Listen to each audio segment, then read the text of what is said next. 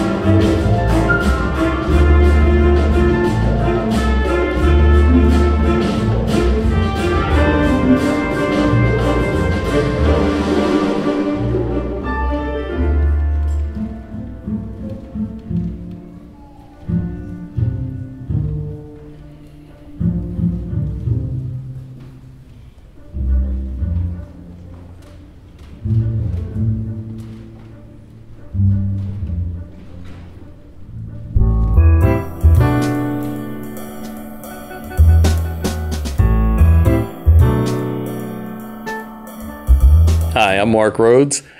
I work at Harley Davidson. I own Key Learning Consultants. I'm also on the board of directors for the YWCA, and I'm a commissioner for the HRC. Macon Bolin Allen was born in Indiana in 1816 and grew up as a free black man.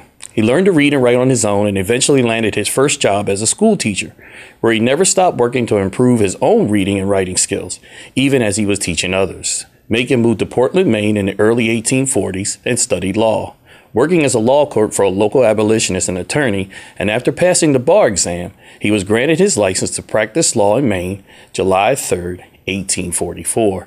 He experienced difficulty finding legal work in Maine because whites were unwilling to hire a black attorney, and there were very few African Americans that lived in Maine. Rather than accept that, in 1845, Macon moved to Boston, Massachusetts, walking 50 miles to the bar exam test site. That's an equivalent from here to Baltimore, because he didn't have transportation. And he passed the exam despite how tired he was.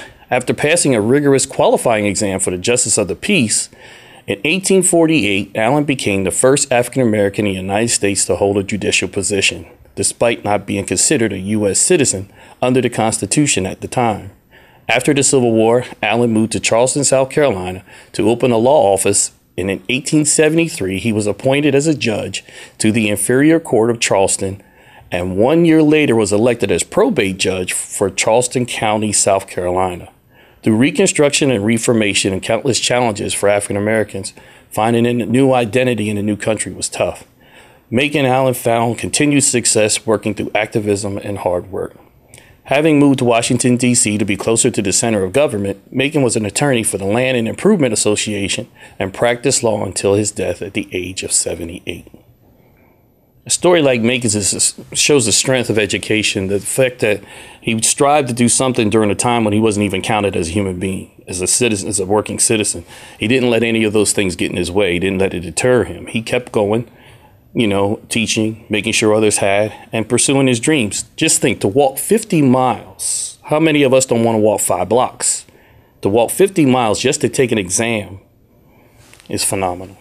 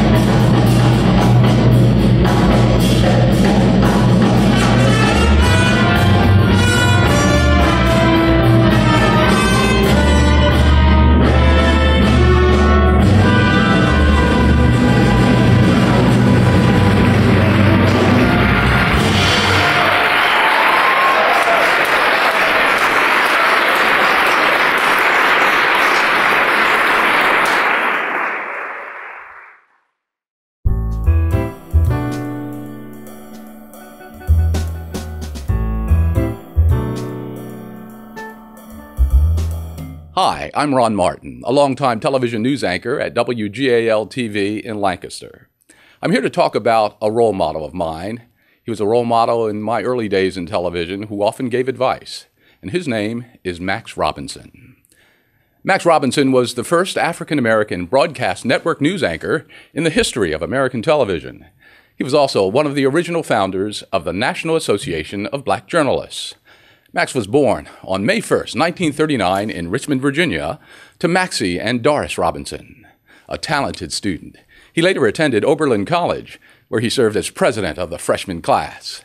He later attended Indiana University and eventually earned his degree from Virginia Union University.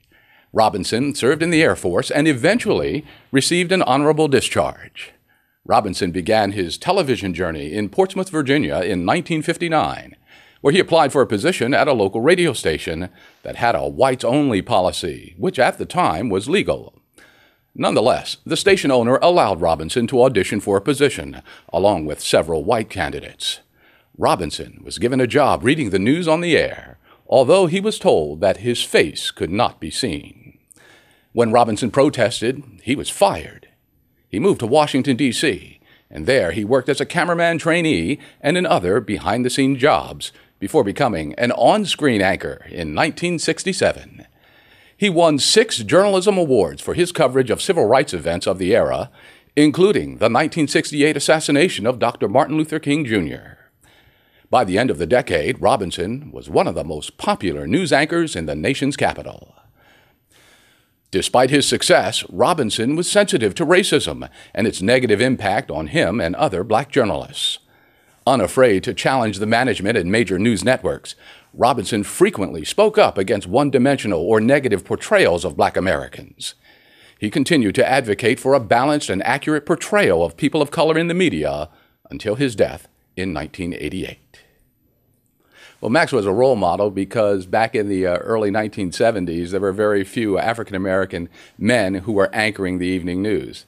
When we saw Max there, a tall, imposing sort of figure, he was about 6 foot 4 inches tall, very handsome guy, wore a very nice trench coat, and we all wanted to be like him. Those of us who aspired for a position in broadcast journalism. He was an anchorman, the first African-American anchorman in the country, and he was really someone to look up to, someone to want to be like.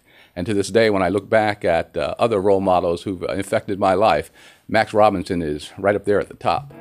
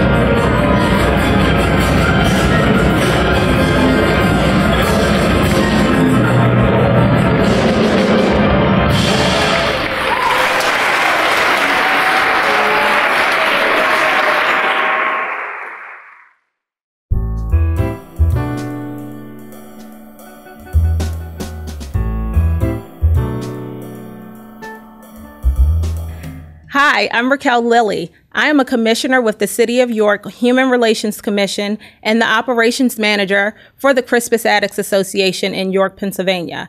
I'm a wife, a mother, and a social volunteer that believes strongly in civil rights and civil action. I'm here today to introduce you to Ella Josephine Baker, one of my sheroes in civil rights history. Ella Josephine Baker was a largely behind-the-scenes civil rights organizer whose career spanned over 5 decades. The granddaughter of a slave, she worked alongside some of the most famous civil rights leaders of the 20th century and has been called one of the most important African-American leaders of the 20th century and perhaps the most influential woman in the civil rights movement. Baker was the 1927 valedictorian from Shaw University in Raleigh, North Carolina, where she had already begun challenging school policies she thought were unfair or discriminatory. She worked in the editorial departments of the American West Indian News and the Negro National News, and by the 1930s had joined the Young Negroes Cooperative League started by Black journalist George Schuler, which sought to develop Black economic power through collective planning and became the group's national director. Throughout the 1930s, 40s, and 50s, Ella taught courses in consumer education, labor history, and African history for the Workers' Education Project in Harlem, and founded the Negro History Club at the Harlem Library. She advocated for widespread local action as a means of change. Her emphasis on grassroots approach to the struggle for equal rights strongly influenced the success of modern civil rights movement. She also worked with the NAACP and was named Director of Branches in 1943, making her the highest ranking woman in the organization. She even became president of the NAACP New York branch in 1952. Baker believed that the strength of an organization grew from the bottom up and not the top down. And she especially stressed the importance of young people and women in the organization. Throughout the 1960s, Ella worked with the Southern Christian Leadership Conference to encourage voter registration and the Student Nonviolent Coordinating Committee to lead anti-war efforts. She helped organize the Mississippi Freedom Democratic Party, making sure that African American voters had a voice in a national political parties, and worked on the staff of the Southern Conference Education Fund, which aimed to help Black and white people work together for social justice. Ella remained an activist until her death in 1986, and on her 83rd birthday and until the end, Ella Baker believed and fought for the idea of participatory democracy. She wanted each person to get involved individually, and as Ella said, give light and people will find the way. Ella Baker is one of the most important people in history to me, because being a silent background person does not always mean that you're voiceless, and it doesn't mean that you're not promoting or prompting a cause. She was a powerhouse. She did a lot of powerful things and influenced a lot of the civil rights movement by not being publicized and televised at all. And for that, I think that's the most honorable person in the world, to just work in the background and still know that you have purpose and share it with other people.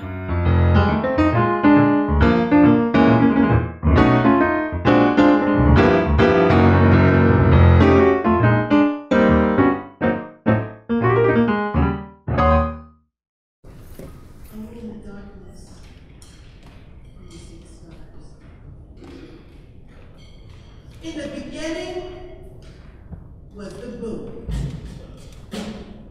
and it beat like a heart to the stars of the universe until the stars became a snare, because there was a space between the beats, and it needed some light there. It was the first day of jazz. For the music said that a beat without bass is a baseless rock.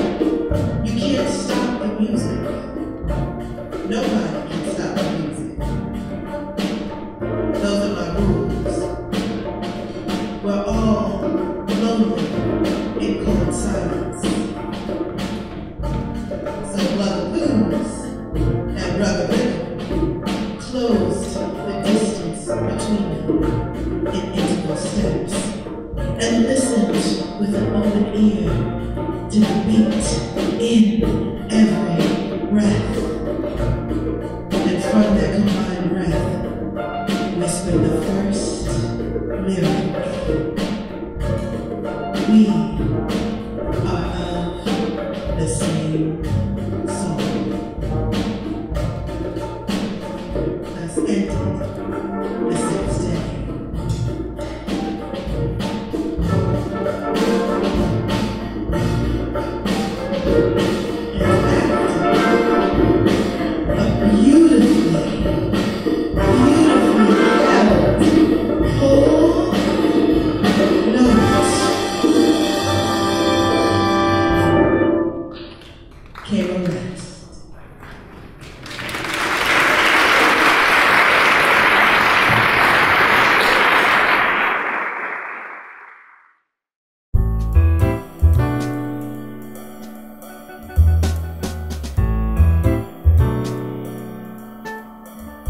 Hello, my name is Calvin Weary, CEO of the Weary Arts Group and President of the York Youth Symphony Orchestra.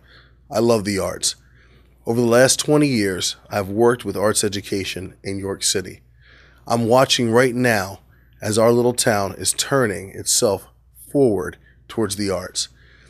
I love working with the community, I love working with students, and I have a team, the big part of Weary Arts Group, the group, that has helped to make this a wonderful place to learn the arts in South Central Pennsylvania. Now, one of my favorite arts aficionados is a man by the name of Alvin Ailey. Born in a small town in Texas in 1931, Alvin Ailey emerged from a humble beginning as the poor son of a teenage mother to become one of the leading figures in 20th century modern dance.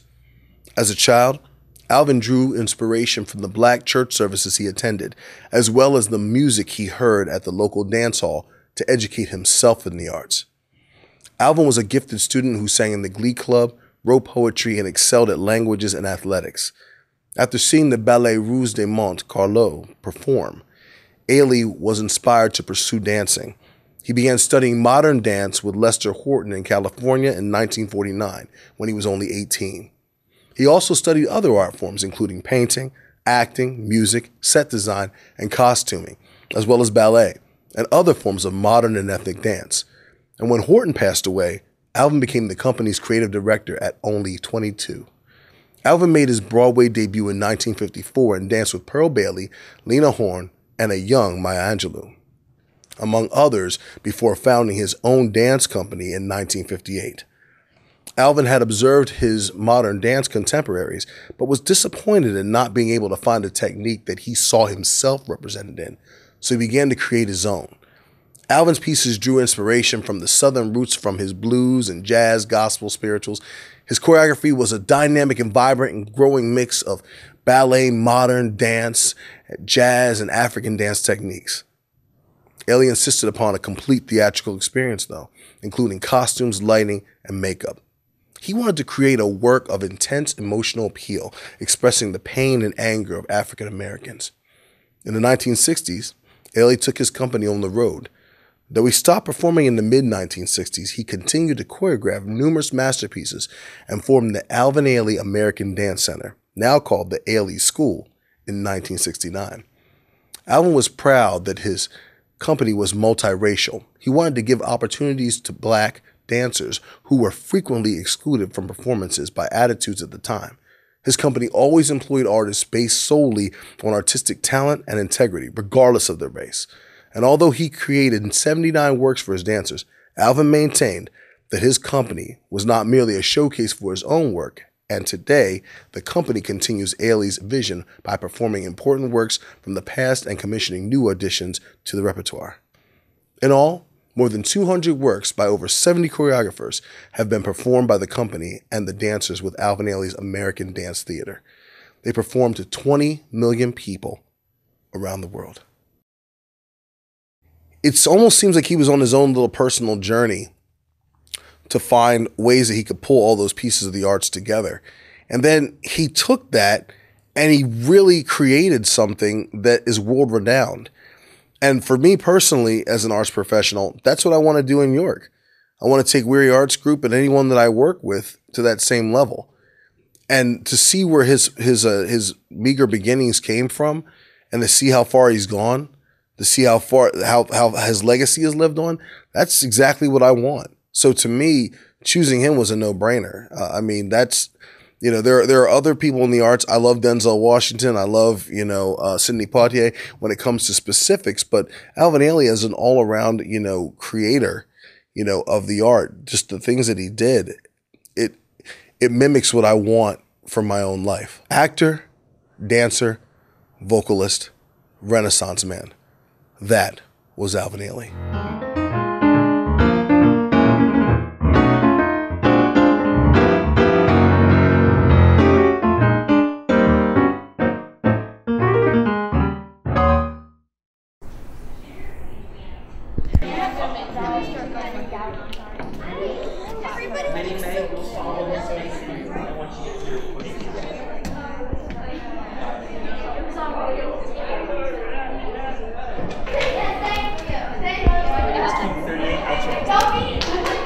They're no longer sitting down where they were.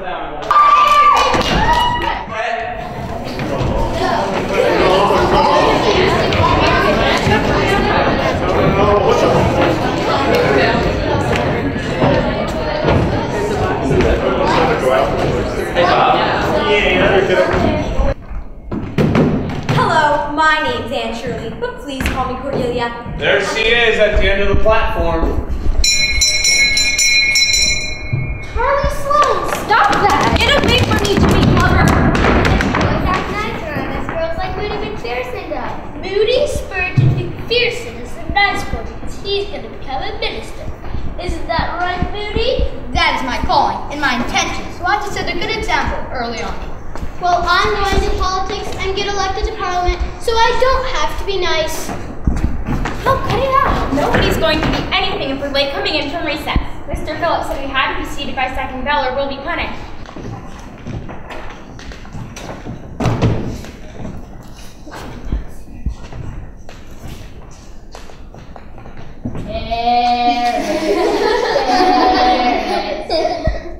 How dare you! Anne Shirley, what does this mean? It was my fault, Mr. Phillips. I teased her. I am sorry to see a pupil of mine displaying such a temper. Don't take it out of her, Mr. Phillips. You'll all go up. You'll bow. I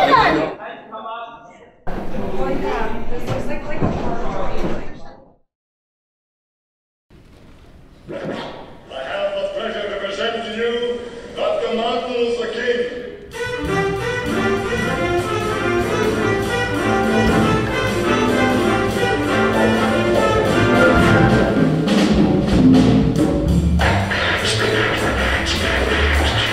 Yes.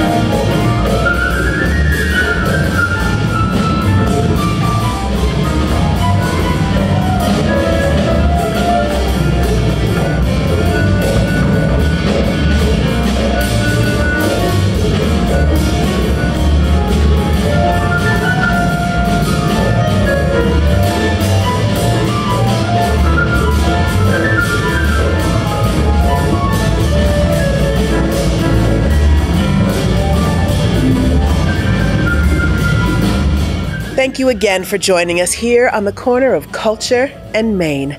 I'm Carla Christopher, and I would love to hear from you. What do you think of the show? Who would you like to see on it? What would you like us to cover? Where should we go visit? Email me at cultureandmaine@gmail.com or log on to wrct.tv and go right to show profiles for Channel 18, and you'll see Culture and Maine's page there. You can watch us on YouTube, you can watch us live stream online, or you can always catch us here on Comcast Channel 18, York and Adams County, WRCT. Thanks for joining us. Have a blessed night, and we'll see you next week. I'm really excited about this. I love the atmosphere, and I just want to know more about it. I see it evolving, changing, growing, and I like it. It's fleeting.